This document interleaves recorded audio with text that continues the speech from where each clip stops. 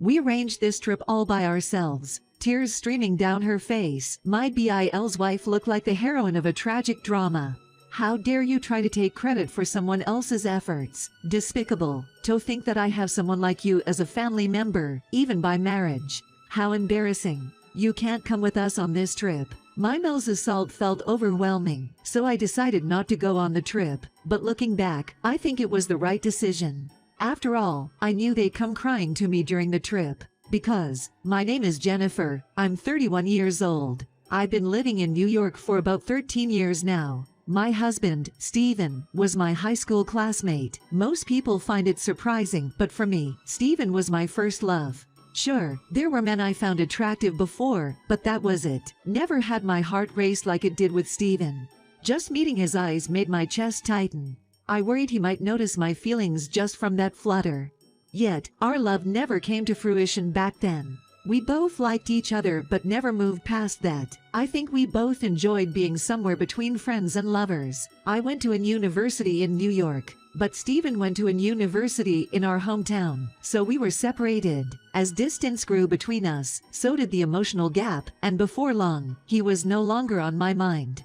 We reunited when I was 28. Jennifer.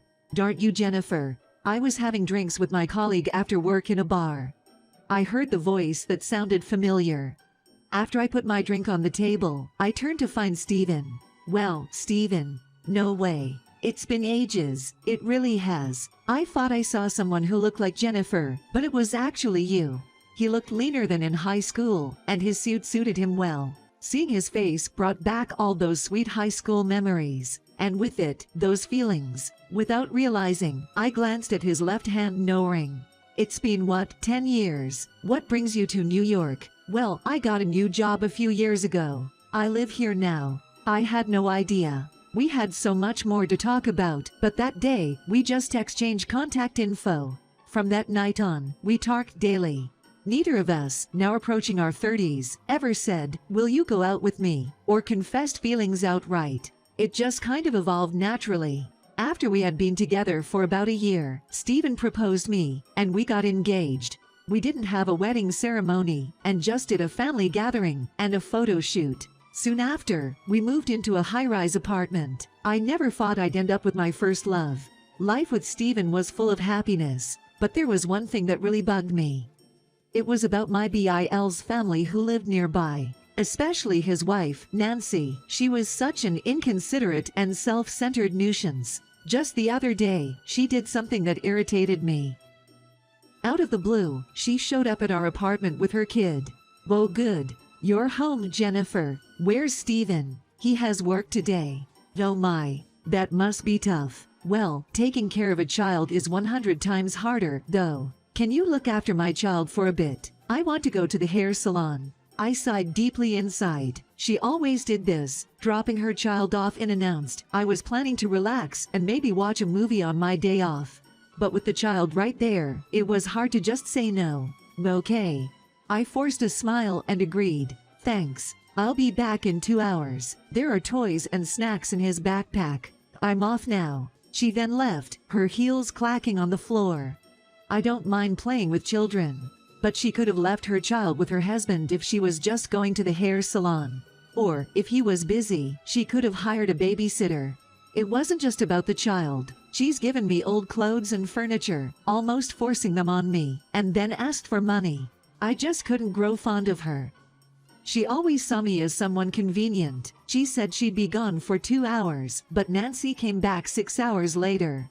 Without an apology, she just said, "I'll come again," and left with her child. I wouldn't let this happen again. I always thought so, but I could never say no. How much of a pushover was I? Exhausted, I was preparing dinner when Steven came home. "I'm back." "Welcome back. You must have had a hard day." "But let me tell you about my day." "What happened?" I explained everything to him. 6 hours. That's unbelievable. You did well. I know, right? I think she went shopping after the hair salon. She had like 4 large shopping bags. I mean, shopping is fine, but she could have called or something, saying she'd be late. Exactly. She never communicates. "Come on, have a drink." Steven poured me a beer. After gulping it down, I felt a bit better. Changing the subject, my mom is retiring in 2 months. Really? Is she that age already? His mom, who is tech-savvy and active on social media, seems so young. Hearing that she was retiring was a surprise. Yay. It's weird thinking my mom is at that age. It must be. I have a suggestion. Why don't we take a trip with the whole family? My mom has never been abroad. Sounds good. I instantly agreed, but I actually don't like my Mill very much. Every time I meet her, she persistently asks me, "Aren't you having kids yet? When will you show me my grandchild?" Furthermore, I was pretty sure that by the whole family, he was including my BIL's family as well. I prefer not to go with them, but they were important people to Steven. I swallowed my true feelings without expressing them. You know, international trips have long travel times, and the food is entirely different from what we have in the States. The older you get, the harder it becomes to travel. So, I want to take her while she's still in good health. Steven is so considerate. I love this kind side of him. I bet your mom would be thrilled. I hope so. I'm thinking of choosing Italy as our destination. Can't go wrong with a classic. Let me look into it, and I'll cover all the expenses for this trip. What? Covering all of it? That's a lot of money. No, I can't let you do that. He immediately shot down my offer. I haven't told you, but I have some savings tucked away. Let's use that. But that's what you've been saving up, right? I appreciate the thought, but I can't accept it. He's so kind-hearted. I truly felt blessed to have married him. We can always save up again. Plus, Steven, you still have those student loans, right? I want to help you out, Jennifer. It took me an hour to convince the hesitant Steven, but eventually, we agreed that I would cover all the travel expenses. Little did I know at the time that this trip would completely change our family dynamics. A few months later, today was finally the day of our Italy trip. Steven, are we good on the bus schedule? This is the third time you've checked, right? Come on, we're not kids anymore. We're fine. Oh, come on, you do have your childlike moments. No, I don't. Stop it. That tickles. As expected, we were the first to arrive at the airport. 20 minutes later, my Mill arrived. We waited for an hour, but there was still no sign of my BIL's family. What are they doing? If they miss the flight, that's going to be a problem. My Mill, the star of this trip, was starting to get irritated. Calm down, Mom. I'm sure they'll be here soon. But Steven's attempts to soothe her did little to calm her down. Just as I was thinking of getting some more drinks to kill time, my BIL's family finally arrived at the airport. I'm so sorry for making you wait. Our kid was being fussy, and we couldn't leave on time. It's like he's going through his terrible twos. However, this didn't soften my Mill's demeanor. In fact, she seemed even more furious than before. Nancy, blaming your tardiness on the child is just the pits. You barely made it on time, but if you'd been a bit later, it could have been a disaster. Do you get that? In front of everyone, my Mill scolded Nancy. I'm sorry. She apologized honestly.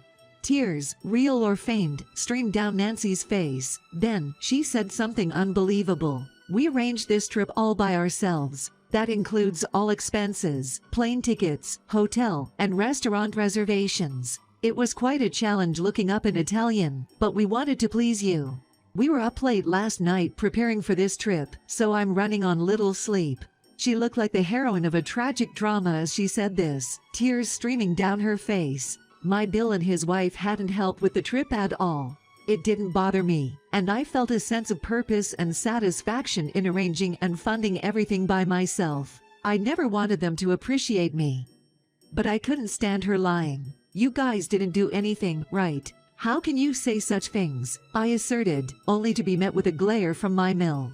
Jennifer, are you trying to say Nancy is lying? She's crying her eyes out. There's no way she's lying. That's fake. I'm the one who paid for this entire trip and made all the reservations. That's enough. My Mill shouted over me. I believe Nancy. How dare you try to take credit for someone else's efforts? Despicable. To think that I have someone like you as a family member, even by marriage. How embarrassing. You can't come with us on this trip for free. I don't want to go on a trip with a mean person like you. Her words pierced my heart. But the pain was magnified by the fact that my Mill didn't believe me. While Nancy continued her fake sobbing, the real person who felt like crying was me. As I was lost for words, Stephen came to my defense. Mom, Jennifer is telling the truth. Please believe her. Stephen, you've been negatively influenced by Jennifer. Since you don't have kids yet, why don't you get a divorce? Stephen seemed to come to a realization, turning his back to my mill and making eye contact with me. Let's go home, just the two of us. I got his message from his gaze and with my eyes, responded, let's do that. With forced smiles, we said goodbye to my mill and Bill's family and left the airport. Enjoy your trip. Ignoring my words, my mill and Bill's family proceeded to the security check. The next day, when I checked my phone, there were countless messages. It was the first time I had ever received so many notifications. I hesitantly opened the messages to find they were all from Nancy. As I was about to scroll to the first message, she called. Hello, Jennifer. There's a huge problem. Please help. She sounded angry. What happened? I had a hunch, but I asked for clarity. There are too many cash payments here. My credit card has maxed out and I don't know what to do. Plus, the hotel and restaurants you booked are not in the central city. Why did you pick these places? She seemed to be panicking. From the background, I could hear my mill arguing with my bill and the child crying. I thought the typical tourist spots would be boring. I calmly responded, well, you could have explained that to us. It's messed up here. Explain. Why would I need to? After all, you were up late preparing for the trip, weren't you? And you said you would pay all the expenses. She clicked her tongue and in a low, angered tone, shot back. You're still hung up on the fact that your mill didn't believe you. Grow up. It's embarrassing. So do you. Asking someone else for help at your age. Pathetic. Do your best. Goodbye. Wait. I hung up the phone abruptly and immediately turned off my phone. The thought that Nancy and my mill might regret their actions relieved me. I pictured them looking lost in a foreign country. I have absolutely no intention of helping those who called me a liar. Not now, and not ever. In the end, my mill and Bill's family flew back home that night. Honestly, I was surprised they managed to return safely. But it seemed they couldn't visit any of the major tourist spots or the restaurants I had reserved. To think they didn't even get to see the Colosseum. It was unclear why they even bothered going to Italy in the first place. The next day, I got a call from my mill. Perhaps after the disastrous trip, she finally realized how essential I was. Expecting an apology, I decided to answer her call. Hello. Hello, Jennifer. I heard you hung up on Nancy. Yes, I did. What's wrong with that? I can't believe it. We're family. Why didn't you help? You ruined the trip. Not a single word of apology from my mill, just complaints. It was definitely not my fault they didn't enjoy their trip. But I thought she could only cope by blaming me for their unfortunate vacation. I vowed to myself that this would be the last time I'd have a conversation with her. If Nancy hadn't lied in the first place, none of this would have happened. It's her own fault, and you are equally to blame for not believing me. In fact, I don't even want to think you as my mill anymore. How rude. Do you understand what you're saying? You'll regret it if you anger me further. I really don't care. Your anger doesn't concern me, so please never contact me again. I don't want to be with someone so toxic. Goodbye. After the call, I blocked and deleted my mill's number. I discussed it with Stephen, and we decided to cut ties with my mill and Bill's family. After that, I heard that my Bill and his wife had some problems and ended up divorcing.